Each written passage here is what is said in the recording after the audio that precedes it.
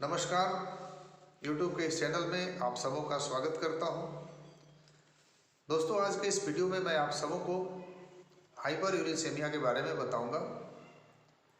Hyper यूरिसेमिया का मतलब होता है हमारे ब्लड में यूरिक एसिड का बढ़ जाना। दोस्तों, नॉर्मल वैल्यू जो यूरिक एसिड का होता है वो महिलाओं के लिए 1.5 mg पर DL से 6 mg पर DL होता है और पुरुषों के लिए 2.5 mg पर DL से 7 mg पर DL होता है। दोस्तों, जो हमारे शरीर में एक केमिकल्स पाया जाता है जिसको कि हम प्यूरिन्स कहते हैं। यह प्यूरिन्स कई खाद्य पदार्थों में भी होता है और भोजन के रास्ते हमारे शरीर में आते रहता है। हमारे शरीर में जब इस प्यूरिन का ब्रेक डाउन होता है तो वेस्ट प्रोडक्ट के रूप में यूरिक एसिड का फॉर्मेशन होता है और यह यूरिक एसिड ब्लड से होते हुए हमारे किडनी में पहुंचता है, जहां यह फिल्टर होकर के पेशाब के रास्ते शरीर के बाहर निकलते रहता है। दोस्तों, जब किसी कारण से हमारा किडनी या तो बीमार हो जाता है या फिर यूरिक एसिड को बहुत अच्छे तरीके से शरीर के बाहर नहीं निकाल पाता है, तो ऐसी स्थिति में यूरिक एसिड हमारे ब्लड में बढ़ने लगता है और हमें हाइपर यूरिसेमिया हो जाता है। दोस्तों, कई अन्य कारणों से भी हमारे ब्लड में यूरिक एसिड बढ़ सकता है, जैसे अगर हम बहुत ज़्यादा अल्कोहल लेते हों या बहुत ज़्यादा डाययूरेटिक्स लेते हों, अर्थात ऐसी दवा जिसको खाने से हमें पेशाब ठीक तरीके से होता है, तो ऐसी दवा लेने से भी हमें यूरिक एसिड हमारे ब्लड में बढ़ सकता है।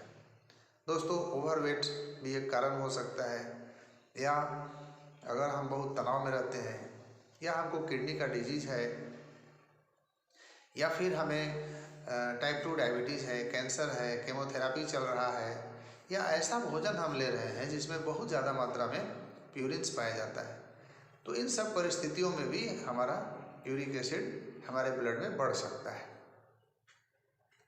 दोस्तों, अगर हम इसका इलाज नहीं करते हैं तो फिर हमें कई तरह के परेशानियों का सामना करना पड़ता है। सबसे पहले तो हमें गठिया हो जाता है। हमारे जितने भी जॉइंट्स हैं, चाहे फिंगर जॉइंट्स हो, रिस्ट जॉइंट हो, एंकिल जॉइंट्स हो, नी जॉइंट्स हो, इन सभी जॉइंट्स में यूरिक एसिड जमा होने लगता है। वहाँ इसका क्रिस्टल का फॉर्मेशन होता है, स्वेलिंग हो जाता है, जॉइंट्स का मूवमेंट नहीं हो पाता है और काफ़ी दर्द महसूस होता है। दोस्तों, इसके अलावे हमें किडनी का डिजीज हो सकता है, फैटी लिवर डिजीज हो सकता है, टाइप 2 डायबिटीज़ हो सकता है, हार्ट डिजीज हो सकता है। दोस्तों, हमारे ब्लड में यूरिक एसिड का लेवल अगर बढ़ गया है तो हमें कुछ सावधानी बरतने की ज़रूरत पड़ती है। जैसे हमें वैसे भोजन नहीं करना चाहिए जिसमें प्यूरिन्स की मात्रा ज़्यादा हो, जैसे शुगर नहीं लेना चाहिए, अल्कोहल नहीं लेना चाहिए।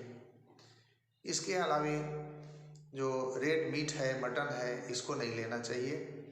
जो फैटी फूड्स हैं, फैटी डेयरी प्रोडक्ट्स हैं, इसको नहीं लेना चाहिए। फिश या सी फूड्स, इसको नहीं लेना चाहिए। कॉलीफ्लावर्स, ग्रीन पीस, ये सब पूरी तरह बंद कर देना चाहिए। दोस्तों, खाने में आप एप्पल ले सकते हैं, इसके अलावे फ्रेश वेजिटेबल्स ले सकते हैं, ड्राई फ्रूट्स ले सकते हैं, होल ग्रेन्स खा सकते हैं। इसके अलावे डेयरी प्रोडक्ट्स आप लें लेकिन जिसमें फैट नहीं हो। इसके अलावे आपको हमेशा अधिक मात्रा में, प्रचुर मात्रा में पानी पीते रहना चाहिए। दोस्तों, अब मैं आपको कुछ होम्योपैथिक दवाओं के बारे में बताता हूँ जिसको खाने से आपका यूरिक एसिड नॉर्मल हो जाता है और आपका जो गठिया है वो ठीक हो जाता है। दोस्तों, सबसे पहली दवा का नाम है अर्टिका यूरेंस। मदर टिंचर में इसे दिन में 2 बार सुबह और शाम लेना है, खाली पेट में 10-10 बूंद आधा कप पानी में ले करके आप इसको सुबह शाम ले सकते हैं। दूसरी दवा का नाम है यूरिकम एसिडम। 30 पोटेंसी में सुबह में डायरेक्टली जीभ पर, टंग पर आप इसको 2-3 बूंद ले सकते हैं। तीसरी दवा का नाम है बेंजोइकम एसिडम। 30 पावर में इसे आप शाम के समय 2-3 बूंद अपने जीभ पर ले सकते हैं।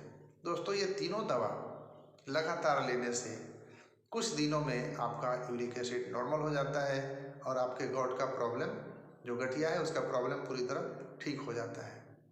इसके अलावे कभी कभी इस यूरिक एसिड से मेरा किडनी भी हमारा किडनी भी अफेक्टेड हो जाता है और वहाँ पर इसका क्रिस्टल्स जमा होने लगता है और किडनी में स्टोन हो जाता है।